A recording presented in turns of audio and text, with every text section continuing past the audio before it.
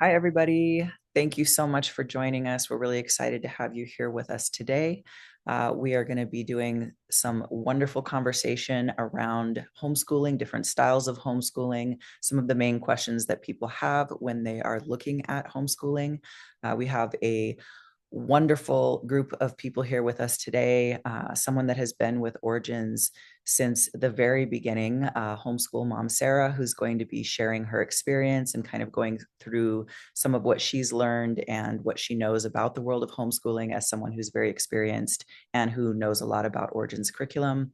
We've got Origins creative director and operations manager Ashley with us as well, and we'll be doing a Q&A at the very end, so we'll be able to answer some of your questions, and we are super excited to get started today. Thank you. So welcome, everybody. I want to just give a little bit of context. As Genevieve had mentioned, is that I have been a homeschooling parent for almost 5 years now. So my son is 7, and I started with Origins when he was 2.5, 3 years old. And so today's presentation is going to be just a storytelling series around how we as a homeschooling family have navigated what it's like to homeschool, why we've chosen to homeschool as well, and of course, why Origins curriculum is such a fantastic opportunity to really evolve the landscape of how we're educating our children.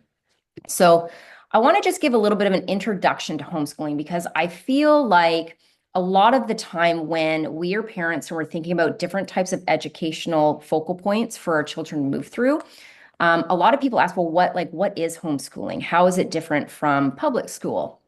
And so that's a really great place to start. And I would say that most of the conversations that I have with parents, and even in the public school system, is that they want to look at an alternative way to educating their children. That's an alternative that's not so much a traditional way that allows them to have more freedom and flexibility to be able to connect with their kids. What we also know is that when we think of the traditional educational system, is that it really is more of a one-size-fits-all approach. And while we know things are shifting a little, we know that not all children can have their diverse needs met. And one of the reasons why I chose to homeschool is primarily because my son is neurodiverse. So he's diagnosed with autism. I'm also neurodiverse as well. And so as I navigated the school system, I found that it did not fit with my learning needs. And I was finding that very early on with my son as well. And so the public school system, I wanted some other option or some other opportunity that could really focus on my child's needs. Some of the things that we also want to consider is, as the educational system shifts, as our global dynamics shift, is that homeschooling offers more control over a nurturing educational environment. And what that really means is that, we want to always have resilient children. But we know that in the public school system, there are different risks that are coming up and coming to fruition. So being able to homeschool allows us to guide the educational curriculum the way that we move through a day.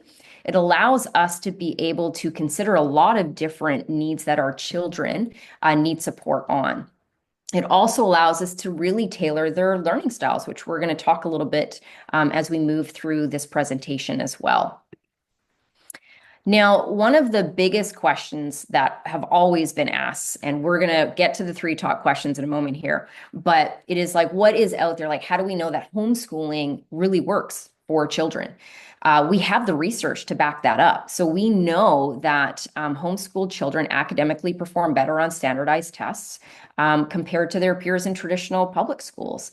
And I deeply feel that's because we can tailor the way that we play and learn with our children in a way where they actually retain more information because of the fact that we're taking their regulation, their emotional support needs into consideration, which can't always happen in a traditional school setting.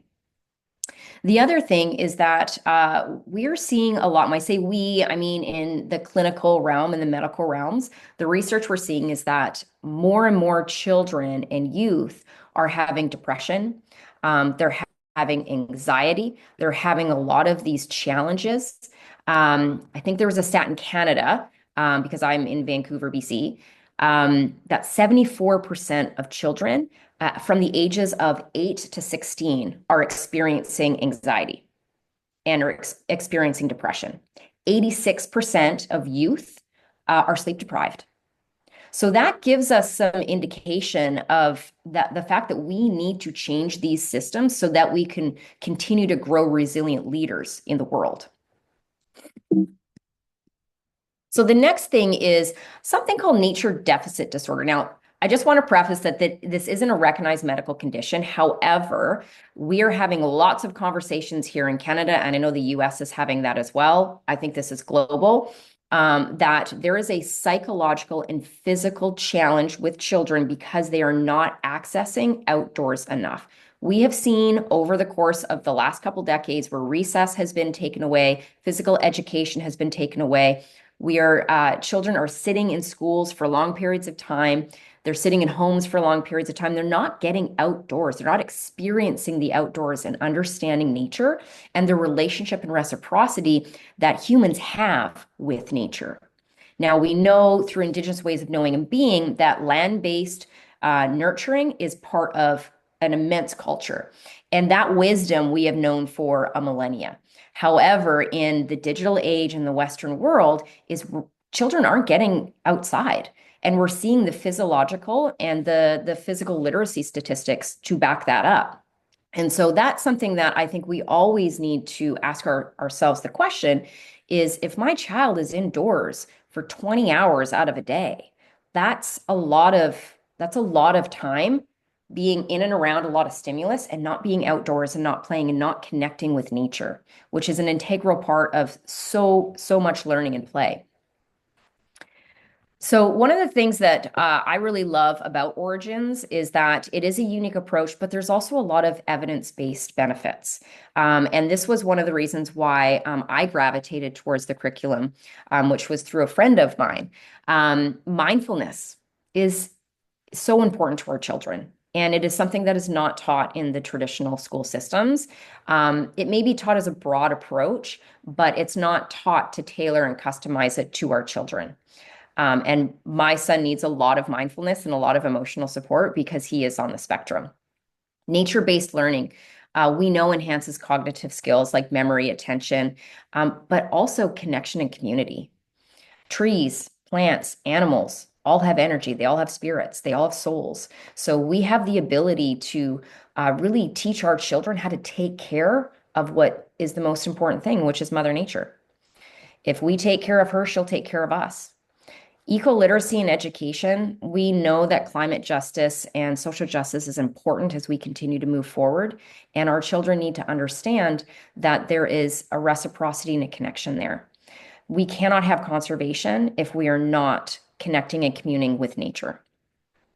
The other thing is systems thinking methodology, and this is really important because when we think of a strength-based approach, we want to ensure that our children are coming out of the school system with all of the skills and strategies they need to move forward in the world. Because as we know, our world is drastically shifting, and we are going to need a next generation that is resilient. So the different homeschooling models, I always love to put this up as well, is that there are lots of ways that we can homeschool, right? We have traditional homeschooling, we have religious homeschooling, unschooling. We have different types of methods, wild schooling, eco-schooling, mindful origins. So there is actually a lot out there. One of the reasons why we wanted to offer this webinar is to make it easier and more practical for those that are interested in homeschooling to have an understanding of the different models out there, but how Origins is very unique in the way that it's presented, delivered, and the support as well. So when you're considering homeschooling, it really comes down to defining a family's objectives. What are the priorities for your family? For our family, I wanted land-based, nature-based eco-literacy.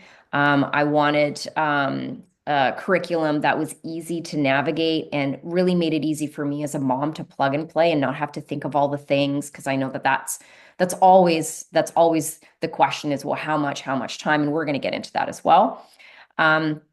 but it's also about nurturing my child's way of moving through the world. What is his specific learning pathways? What is his sensory needs? What's his emotional and regulatory needs?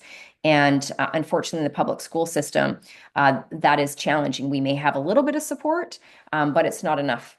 And so having the ability to nurture our children's interests are huge. So when you are considering homeschooling, there's a lot of resources out there. You just have to figure out what is going to be best for your family. So the three top most asked questions is, am I qualified to homeschool? Can I afford homeschooling? And how to homeschool children socialize? So these are the top three questions that we get asked all the time. So we're going to kind of take it question to question. And the first one is, am I qualified to homeschool? The simple answer is yes. Okay. The reason for that being is that homeschooling doesn't require any formal teaching credentials, with the caveat that each state or each province does have their own mandates on what that looks like. But for the most part, it does not require you to have a teaching credential. Okay. When you have resources, when you have access to support and community, you can really create a robust, customized approach for you and your family. So some common considerations when we're thinking about can I homeschool is, will my kids meet the desired learning outcome? How much time does formal instruction take per day? Do I have the right curriculum and what is out there? Can my child go to regular school, and can I homeschool or supplement like a hybrid model? And we're going to answer all of these in this webinar today. So what are the desired outcomes? Science, math, reading, spelling, writing, social studies, movement, art. These are all traditional school models. So the subjects that we're going to have in public school is the same that we would be teaching in homeschooling. But what about mindfulness? What about emotional and social well-being, inclusive learning pathways, land-based learning? These are the subjects that are often not in the public school system. And that is one of the reasons why I choose to homeschool. Can I afford homeschooling? Because obviously, always going to be a question. Yes, you can. The right curriculum is going to offer you different opportunities that is going to meet your budget. So we always, again, want to assess the family's schedule, financial resources, support systems, and we can get creative with how we choose to homeschool. It does not need to be in isolation. It does not need to be you as the sole parent or the parents taking on all of it. There are lots of opportunities to have groups and connections. So we want to consider all of the associated costs, and I want to be very transparent with the costs that we have providing at home. I'm also a single mother, so budgeting is also a really important aspect of my world with my son. So the average cost of homeschooling is actually quite a large range. It can be $500 for each student annually, again, depending on the age of your child as well. Mine's in grade 2, so we're still kind of more play. We don't have standardized tests or anything like that at this point, but it can be upwards of 2,500. So it really has a massive spectrum of how much money you would need to budget. But per month, it's anywhere between $50 to $100. Other associated costs are printing, binders. And again, we want to take all of that into consideration when we're thinking about homeschooling and budgeting for our families.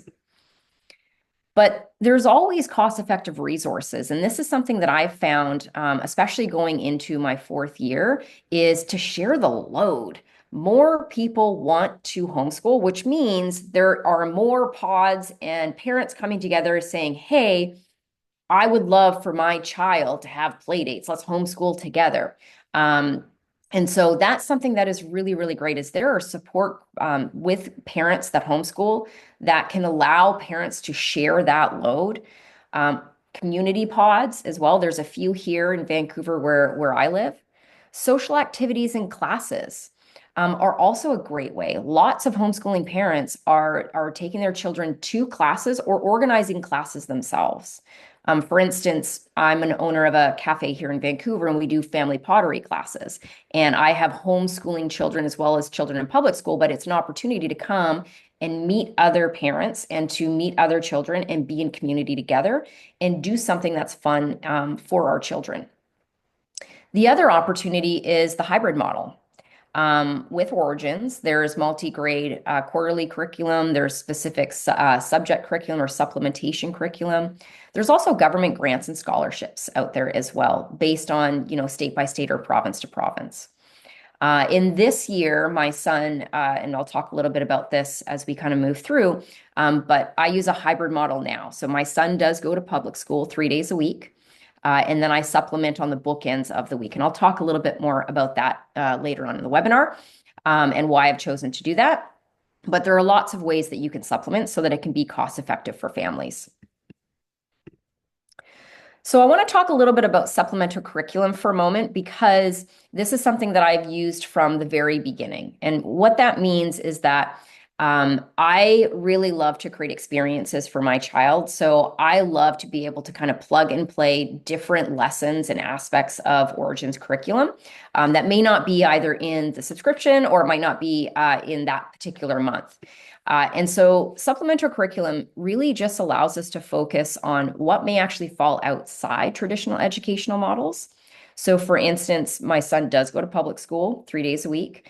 Again, I'm a single mom, so I do have to work. I don't have the financial opportunity to homeschool him 5 days a week now. So what I really love is having supplemental curriculum that isn't part of his school system. And a lot of that, again, is the mindfulness, emotional regulatory tools, eco-literacy, and nature-based lesson planning. So I supplement with his school. The other thing is rounding out a child's learning, because again, one size fits all is the public school system. We're not going to change that in our generation, unfortunately, but we can make small adjustments so that our children have the opportunity to learn differently and to connect them better to how they're going to lead in the world. So some of the specific ones we use supplementary curriculum is we have lots of different opportunities. The exploratory courses over here, which is a conscious master class for kids. The Looking Out for Lichen, my son and I used for 3 years in a row. We go out all the time. I just reprint it. These are all different things. There are mind and body, bodies in nature, Indigenous people learning about the land that you live on, the unceded territories that you live on, always super important. Water consciousness, metaphysical. And again, we're going to go through a little bit about what the internal, external, metaphysical, and interconnection is later on. But I wanted to showcase just some of the options, and there's some price points in there too that allow you to have a better understanding of some of the supplemental options that you can have with homeschooling. Again, the hybrid model is something that I focus on, and this really allows me to be in the school system because, again, one of the focal points with my son is he is neurodiverse and autistic. So I want to be active and advocate for his needs in the public school system, which means I also advocate provincially and locally here for inclusivity and accessibility. And it allows me to see what the school system offers him and what they don't. It also allows me to be able to work, and it allows my son to have more social time, and it allows us to basically have a really robust amount of educational offerings, which is great. And the summer and winter breaks, we're on spring break right now, which means he has 2 weeks of no school. And so I homeschool all year long. Because if we're teaching our children, we're playing with our children, we're learning with our children. So we're actually educating all the time.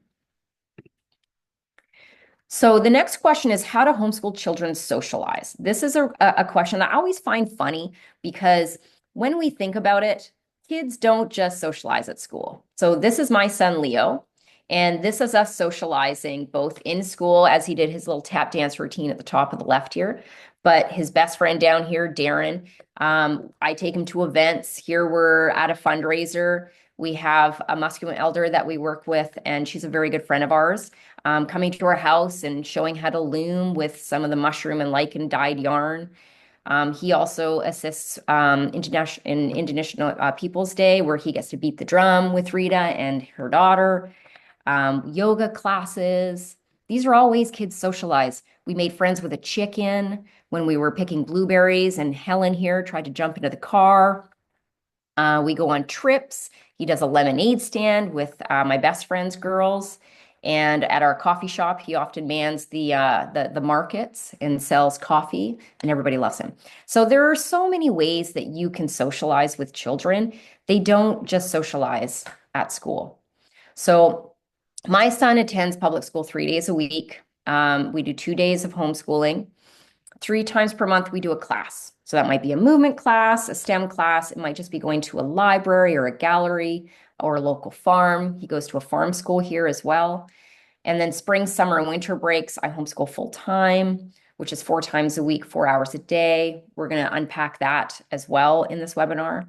And then every quarter, we travel somewhere new. And that might be to a suburb that he hasn't been to, or it might be this weekend we're going to the island, and we're staying at a farm stay. So these are all really easy ways that you can really create a robust learning environment for your children without actually really saying, I'm an educator, I'm doing the educating things. We're just actually being connected with our kids and having some tools and resources at our disposal. And he is going to socialize through all of that. School is only one outlet, right? Socializing is everywhere. And this is where I think we need to reframe, because this is the number one question is, how do your kids socialize? And I have gotten that with teachers. I've gotten that with principals. I've gotten that with friends. And they're always socializing. I cannot stress that more, right? Mhm.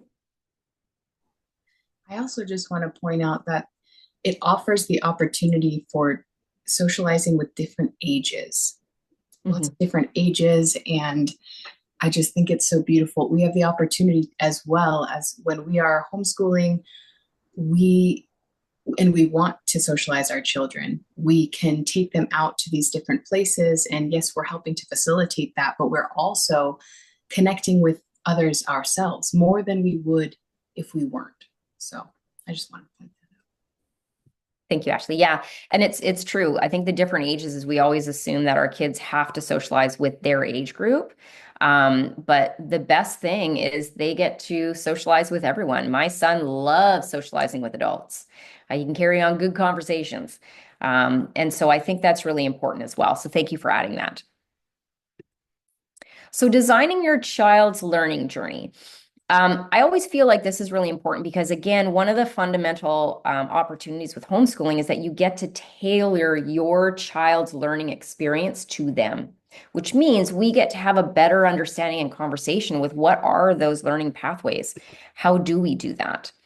So the three top questions that we're going to tackle is, how much time should I allocate? What does a typical day of homeschooling look like? And then what are some considerations for learning pathways and also resources for keeping my homeschooling fresh and engaging? So again, I always like reiterating that when we're thinking about the public school system, is that we don't have to adopt the 9 a.m. to 3 p.m. Okay, that's essentially what is in Canada. I think the States is pretty similar as well, is that this was really historically meant to make it easier for working parents. That's all the 9 to 3 really is about. It's a standardized approach.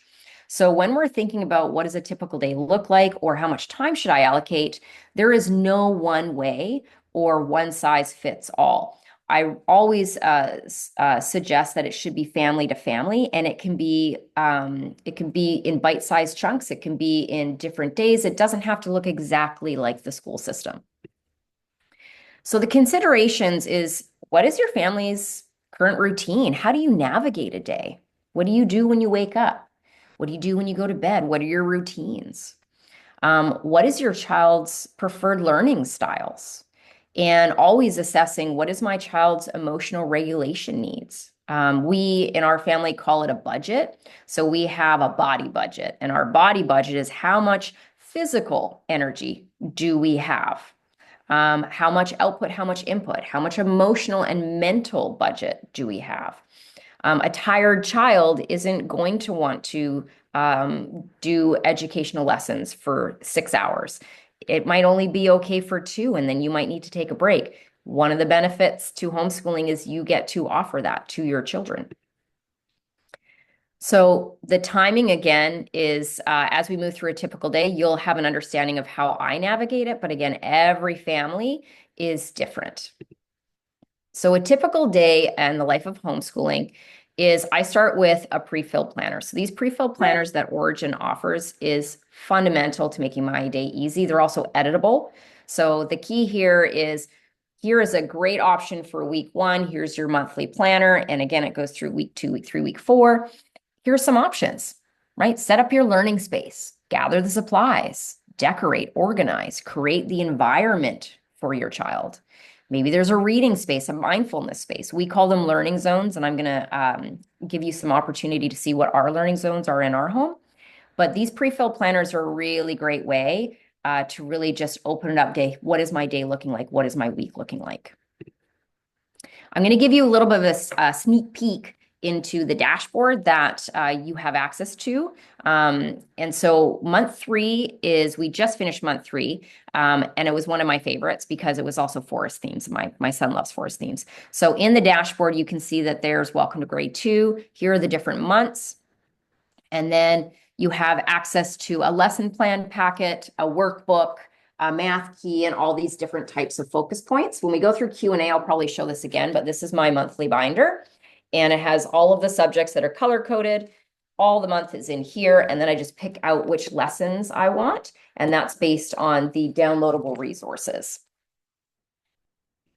And then if we open that up a little bit more, we have something called opening and closing. And what I love about opening and closing is really just how do I start my day and then how do I end my day? And it gives you some opportunities to kind of see, well, what is my transition? My son is autistic. He needs preloading. He needs a lot of transitional time. So I like to also write it out. He's very visual. He's a visual learner. So he likes to see, Mommy, what music are we going to do today? Mommy, what movement are we going to do today? And it allows me to have a little bit of a better opportunity every day to kind of create that for him. And so we have a little book here as well. And so I'm just showing you kind of like the month to month, but here's our opening and closing. And then I have my son's little doodle book. That is also one of the resources, which he loves to do. And then we have our little foldable, which is down on that right side, reflection game. So we start with these, and I don't know if you were born in the 80s or early 90s, but this was my jam in the 80s. So that makes me happy. And parents' joy is just as important. So we have some opening and closing resources, and then we have essentially the lesson plans. And this is how simple it is that it has guiding questions. You see your lesson titles.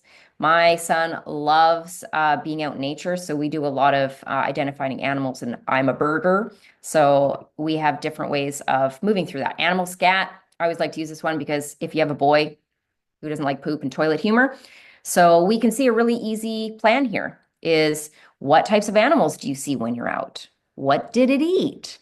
Is that animal sick or healthy? So again, we have this integration of nature. We have this integration of different ways that you can plan a day. So a typical day for us is 6 a.m. to 7 a.m. My son is 7, so we still wake up early. It's quiet time, and we open the day. So we usually open the day with feelings and sensations, and my son's also tactile, so we have these little wooden humans. Mommy gets to be one, and he gets to be one. And then we use some of the resources in Origins to talk about how we're feeling today. Because that also lets me know how I need to modify the day. Because if he's going to wake up and he's a little tired, sleepy, and melty, then I'm probably going to want to do less. And I'm probably going to want to give him some more of his preferred activities and just navigate that day and modify the week as needed. But if he's ready to roll, then that's great. So breakfast, all of our meals, we integrate in the nutritional lessons. Super simple to do. Then we have our 3 M's that we call it. So mindfulness, movement, and music. So you can see that before 9 a.m., we're just being together. We're connecting. And I wanted to make it as mindful as possible. And as the spring comes and the weather gets better, it's going to be great because we'll be outside more. 9 a.m. to 11 is kind of the morning block. And so we'll pick 3 subjects. And I'm going to go through and unpack that and simplify it as well. 11 to 12 is, again, nutrition. 12 to 1 is free time. So free time is I ask my son, what do you want to do for the next hour? And he just gets to choose. And sometimes that's the iPad for Peppa Pig.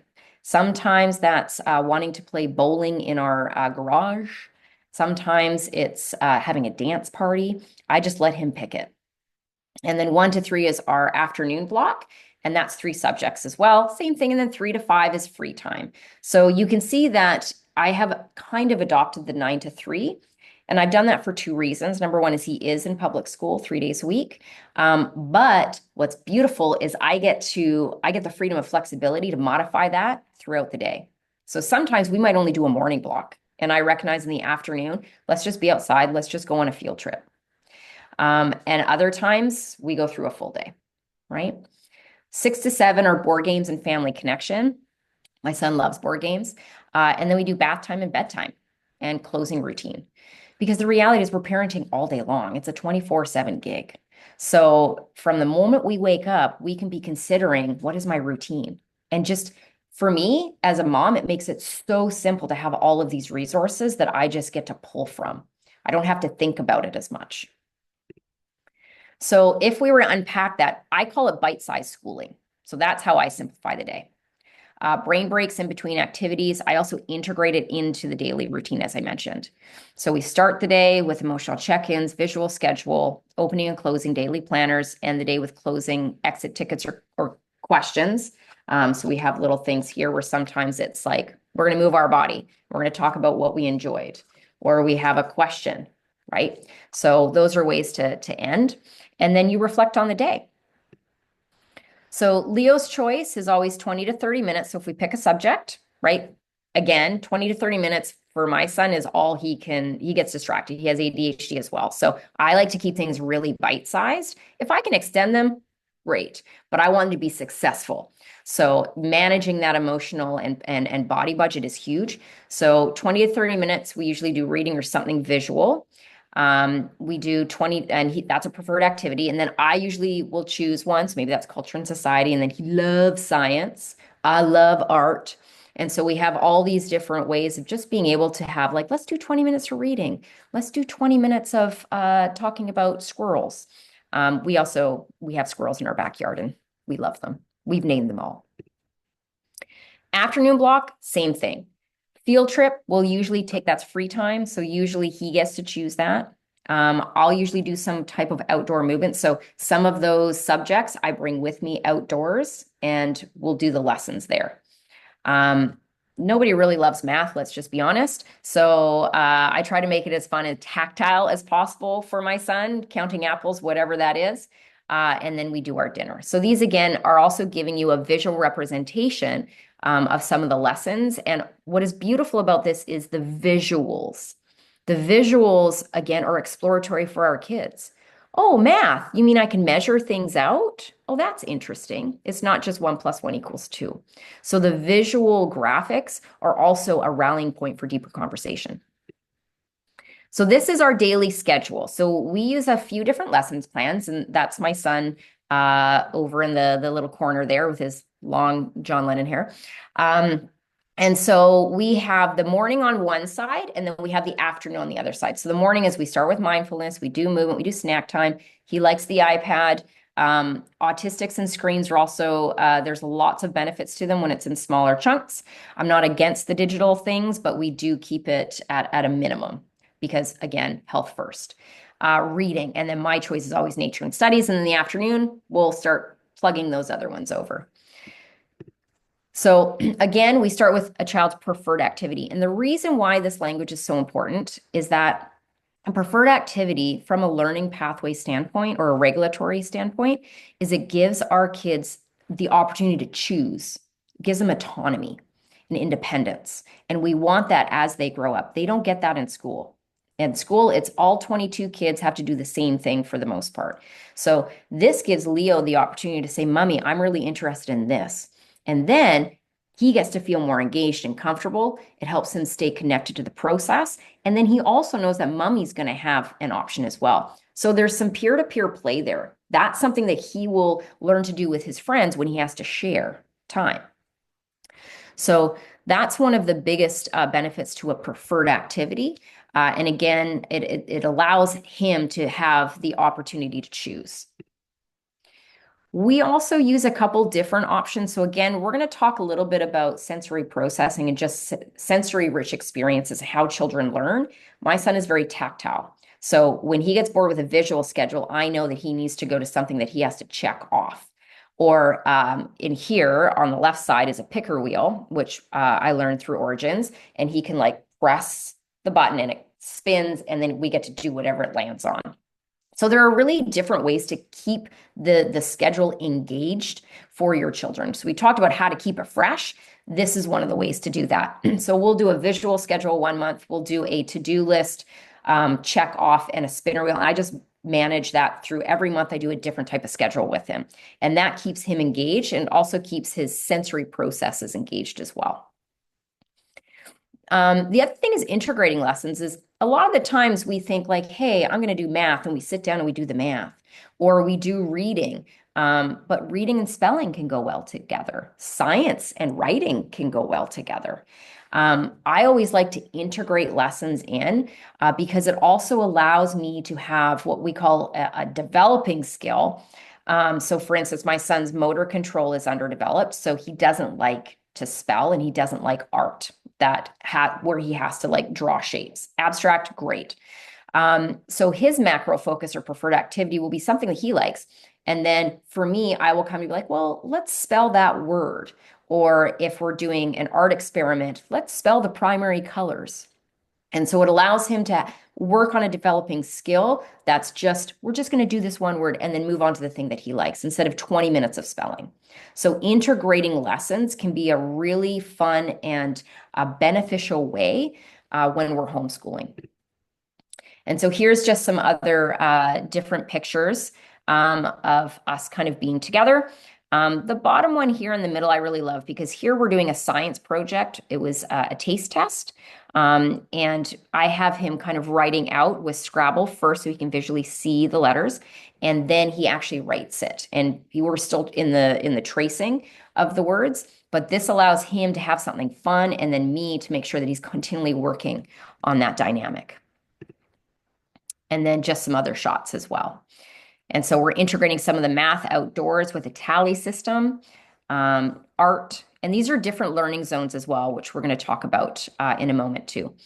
So what are some of the considerations for learning pathways?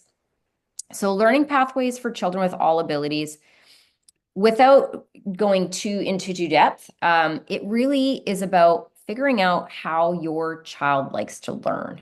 And we don't know that unless we're intentional and we're with our kids.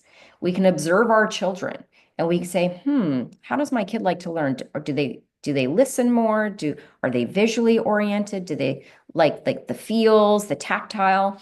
So it allows us to really have an opportunity to say, how can I shift my learning, shift my educational focal points to my kids' learning for a desired outcome? And as we know, the sensory systems, the eyes, the ears, the nose, the taste, the feels, our sensory system is how we learn in the world. It's what we get as humans for input. It's what we output. It's how we communicate as well. And so this is sight, smell, taste, touch, hearing, and movement. The more that we can have our children moving through the sensory systems, the better. And we don't often get that in the public school system. I'm finding more and more, I work with neurodiverse adults, and more people have overstimulation. They're overwhelmed, they're overloaded. So when we have a class of 22 kids that are all, being loud and doing their things, can be very overstimulating for our children, and it can actually diminish their learning potential. So being able to create spaces where the sensory system can be regulated and not overloaded is hugely beneficial. The other thing is most people are visual, auditory, kinesthetic. So that's always really important to really determine how does our child like to learn. So fostering meaning making is also a really important concept. And I just want to touch on this, but it's the process by which children understand and interpret the world around them. And it is a complex process, but honestly, it comes down to introspection, thought, emotion, and the body. We feel through our body, right? How we access the world, touch points, physically. And that has emotion, and that also develops cognitive thought. So how we place meaning making in the world and having our kids enjoy their childhood is hugely important. The first 8 years is so important for children. And it allows us to really develop their beliefs and values of what they're going to do. Learning zones are also a really easy way to navigate and kind of go from subject to subject or zone to zone in your home. Okay. What I love about this too is in a public school system, you have one classroom. And so that one classroom is kind of where your child will spend their time. Well, in homeschooling, we can do it differently. So learning zones are designed to make homeschooling easier, helps develop the child's independence, again, through the student's choice and educator's choice. Okay. It also helps to advance social, emotional, creative, physical, and academic development. Okay. Because again, we get to always have a sense of play. And I don't think it matters what age our children are. As a 46-year-old woman in the world, I still like to play. So being able to play and learn is hugely important at any age. But the other thing that it does is that it creates sensory regulation in the nervous system. So visual, auditory, tactile, lots of learning. Adaptive regulation. So if you have a child who is neurodivergent or neurotypical, it doesn't make a difference. But definitely, if you have somebody on the spectrum or or a child who has a mental or physical disability, is you can adapt your way of moving through the world to what they need. Emotional regulation builds our child's window of tolerance or window of resilience over time for subjects. So a child that may have ADHD is going to have a harder time being able to sit and do math or do a subject that they don't love or even get distracted. So at home, we can take what are we starting with? Is it 5 minutes? And we can start to build that window of tolerance so that they feel confident and comfortable when they're having to be in a public setting.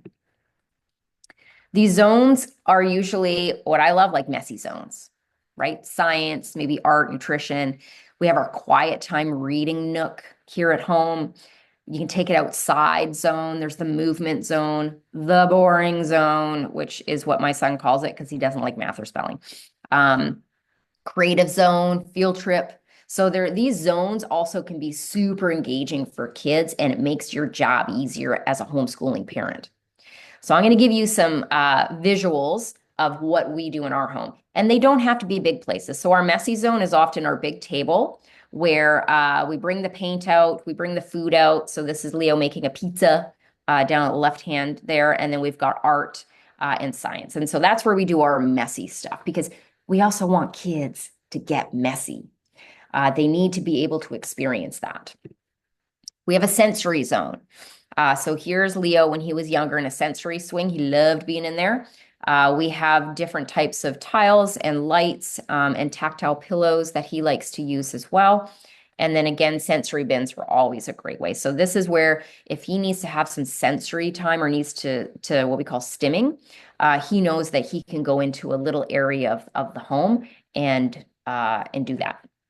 And then we have our quiet zone. And the quiet zone is where we will kind of just have our reading.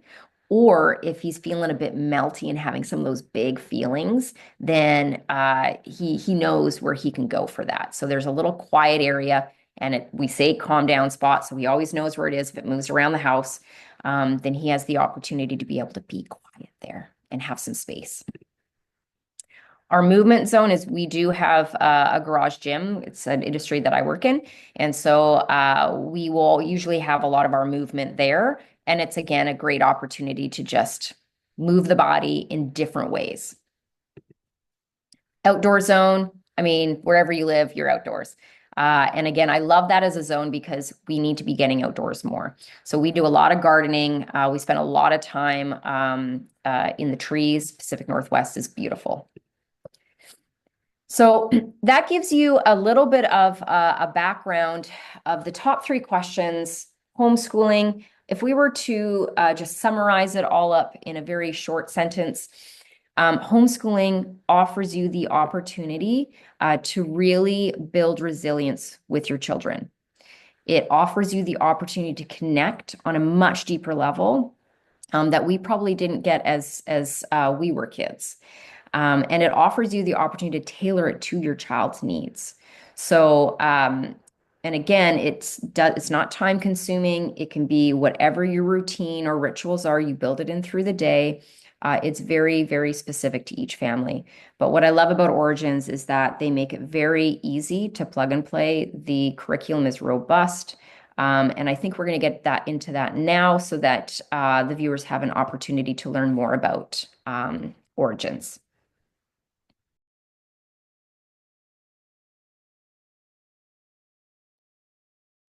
Thank you so much, Sarah. I so appreciate you taking the time to share all of your wisdom and your experiences with everybody. Um, I think it's beautiful the way that you have taken what life has given you and you found a way to make homeschooling work for you with this hybrid model. So I hope everybody can take some inspiration from that and realize that this is doable on so many different levels. And you can really make it work for you, which is why homeschooling is so beautiful in the first place. I wanted to, on the next slide, you have those 4 focal points, or no, we're doing the Q&A first. We have two questions. The first question was about origin subjects. So what subjects are covered? And of course, you've talked about eco-literacy and mindfulness, but we do, and math and all that stuff, but we do cover all of the traditional academic subjects. And they are interdisciplinary, so that when you are doing a lesson, you're not just going to be covering that subject. We're going to be tying in other things to make concrete more learning.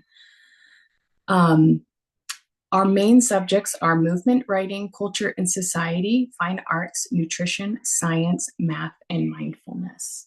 And so again, those are going to be interdisciplinary and they're going to all overlap in different ways. What was the other question? Oh, so typically people are curious about how long it takes for a lesson. And that really is determined by how much time you have, what's going on during that day, where your child is at, how they're feeling, how interested they are, because when it's just, depending on the setting, if it's just you and your child, it's up to you to be engaging and enthusiastic about that subject, even if it may not be their favorite. So it's going to vary depending on all of those different things. But typically our lessons, the intention is for people to slow down with them and it's more of the lesson is a full experience. And so for example, a reading lesson, we will have all of your, the different books, the recommended books and things like that. But a part of that is going to the library and having your child, be able to, maybe they are the ones to go and find those books. And so it's more than just sitting at home with that lesson and doing whatever the paper says. And that's kind of how we would encourage people to look at our lessons. And, I think we can sometimes get overwhelmed thinking about how am I going to fill up this time, especially if they're not interested, and then we're not learning. Am I filling my quota for, the requirements for my state or wherever I live? And as Sarah said, learning happens all the time and it can be very organic. And when we can shift our perspective of that, learning can become a lot more fun and fluid. And it's okay to be doing a math lesson and then all of a sudden you're talking about art because you start talking about the Fibonacci sequence and how beautiful that is. And so it's not so much about getting off topic, but where allowing yourself to be fluid so that you can go where their attention and what they're engaged with, what they're interested in. So yes, go ahead, Sarah. Oh, unmute yourself, please. There we go. Sorry. So in regards to the reading, what I did want to do is I'm just going to unshare for a second, just so that you can see kind of a little bit more of what that kind of looks like, if that's okay. Okay. So this is kind of like one of the lessons. And when we think about reading, we often always think about a book. Okay. So there is lots of opportunity for different types of learnings within the actual lesson themselves. So we will usually research the author. We'll also research YouTube so that we have an opportunity to learn about the author or have the story actually in a visual. So we will read it and then we'll watch someone else tell us the story. So there's a lot of different elements here. So when we're talking about reading, it isn't just let's just read the book. it's an immersive experience. And so there's a lot of different opportunities here. And this is folklore and the environment or forest biome. And there's just lots of different opportunities that we can use for reading. That's not just the book itself, going to the library, picking it, coming at home, and then building that out throughout the week as well. So I just wanted to touch base on that. Beautiful. Thanks, Sarah. And as Sarah showed you, you may have one to a few pages for the lesson itself, which gives you all the directions, the materials, but the workbook that goes along with the lesson plan has multiple pages that are to be completed for that lesson. So hopefully that makes sense. I would love to go into how Origins works, Sarah, if you want to guide us. Thank you. So Origins is structured around these 4 main focal points.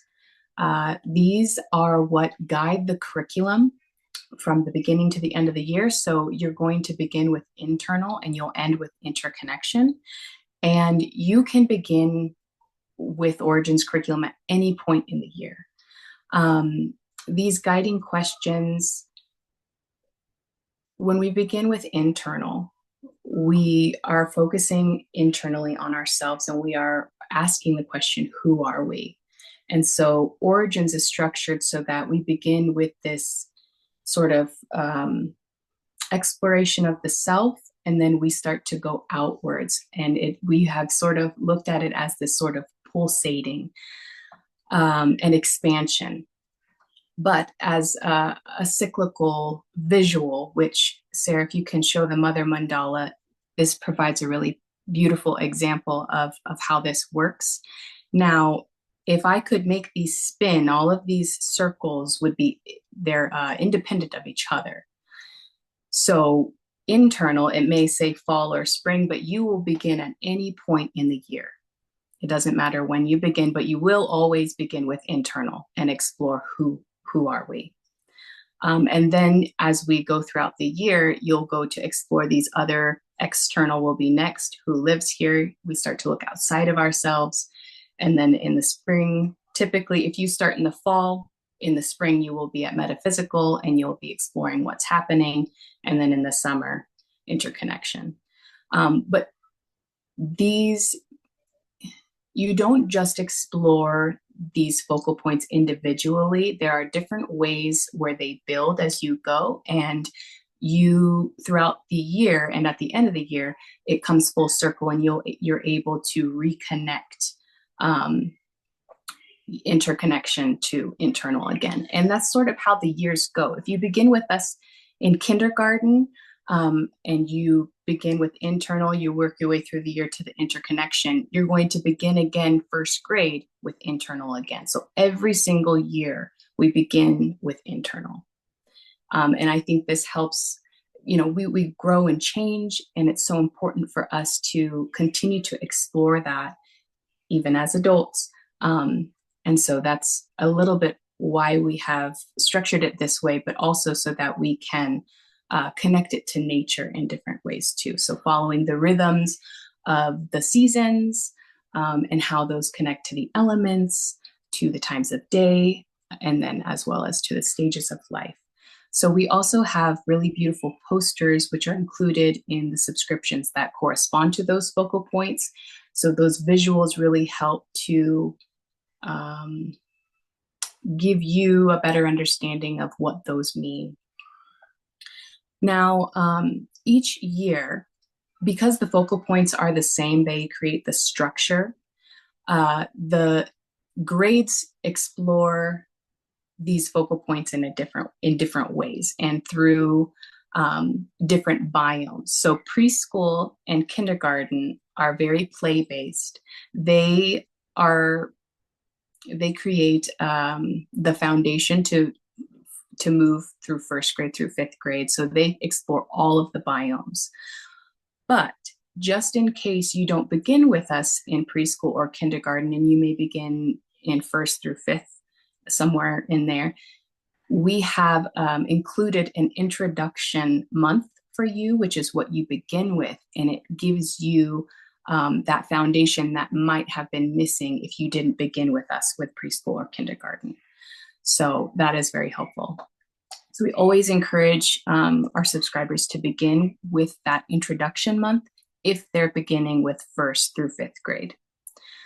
These biomes, so these are sort of like the flavor, you could say. So as if you're doing culture and doing a culture and society lesson and you are in first grade, you may be exploring tribes and people that live in the desert.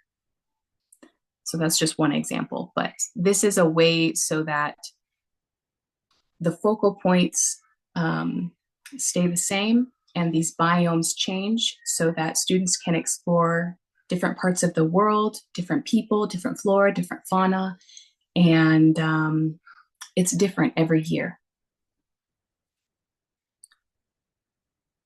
So yeah, this gives you a little breakdown. These are our subjects. This gives and this is all on our website as well. So if you want to go and read and learn more about the different subjects that we cover, you can go there.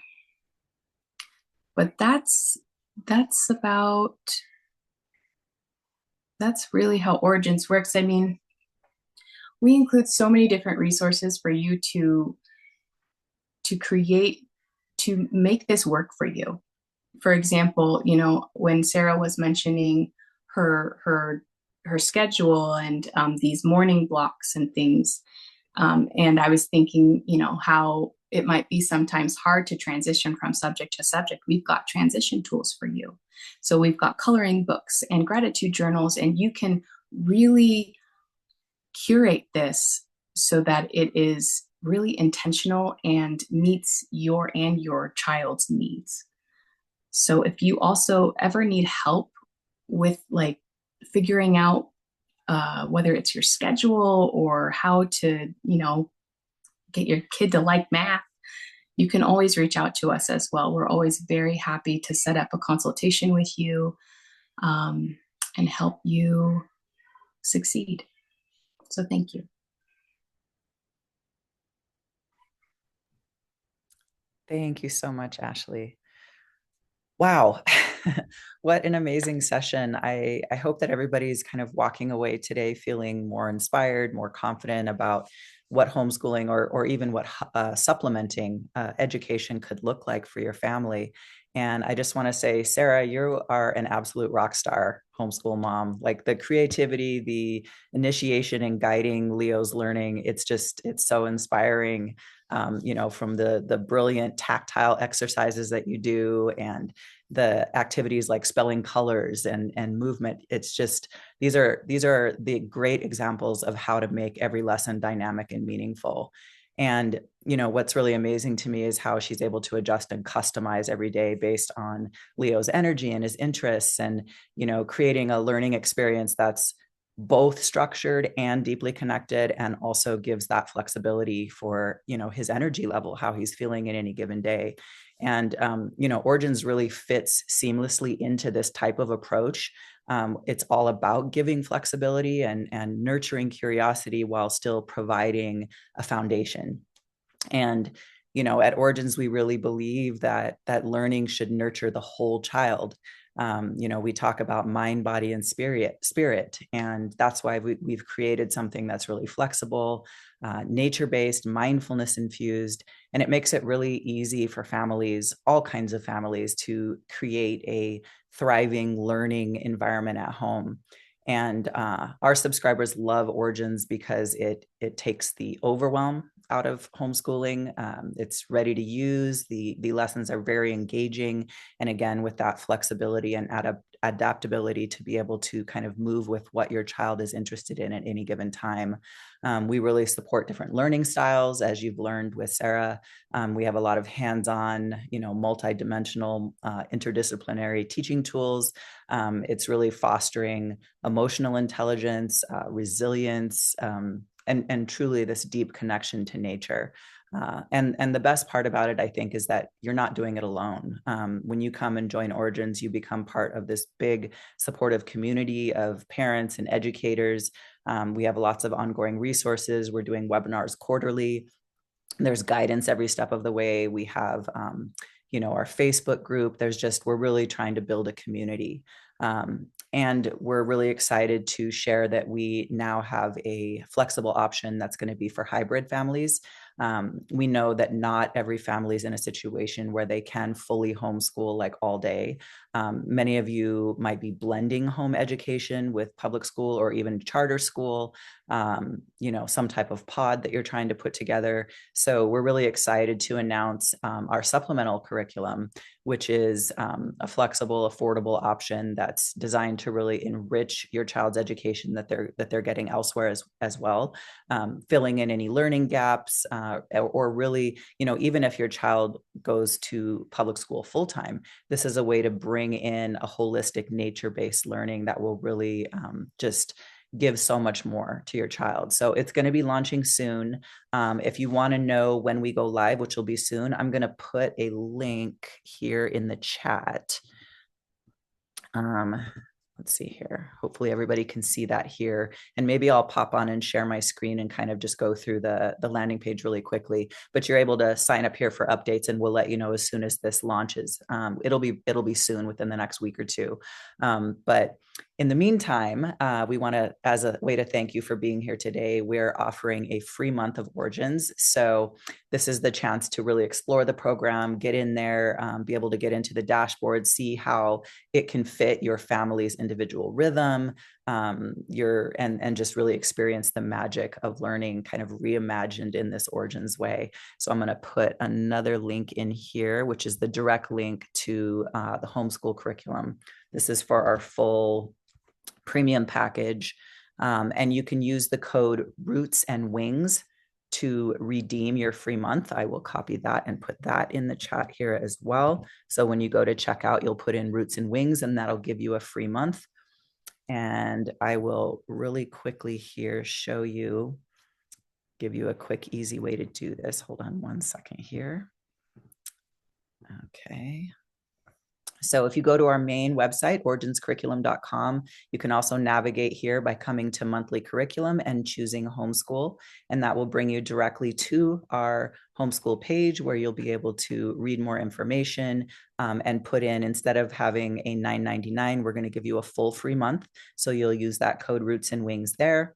And then the other page for the supplemental curriculum is here, that we just shared. And this will give you a lot of information. This is kind of, I'll scroll down here. You can kind of see the difference between the supplemental package and the premium package. The supplemental package is going to give you 4 comprehensive conscious lesson projects per month. And you can stretch those out and do 1 lesson per week.